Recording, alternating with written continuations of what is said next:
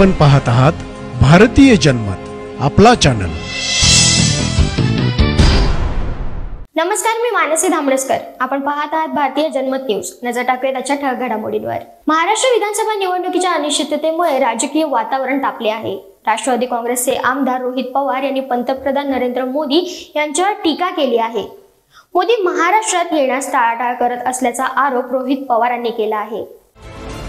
महाराष्ट्रात विधानसभा निवडणुका कधी होणार याबाबत आता संभ्रम निर्माण झाला आहे। हरियाणा, झारखंड आणि जम्मू काश्मीरसह महाराष्ट्र विधानसभा निवडणुकीची घोषणा अपेक्षित असताना निवडणूक आयोगाने निवडणुका पुढे ढकलण्याचा निर्णय घेतला आहे। यामुळे महाराष्ट्रातील राजकीय वातावरण आता तापू लागलं आहे। राष्ट्रवादी काँग्रेसचे शरद पवार गटाचे आमदार रोहित पवार यांनी पंतप्रधान नरेंद्र मोदी महाराष्ट्रात येण्यास टाळाटाळ करत आहेत असा दावा केला आहे। रोहित पवार यांनी आपल्या एक्स अकाउंटवर पोस्ट शेअर करून म्हटले आहे की मोदी इतर राज्यांमध्ये दौरे करत असून महाराष्ट्रात येणे टाळत आहेत।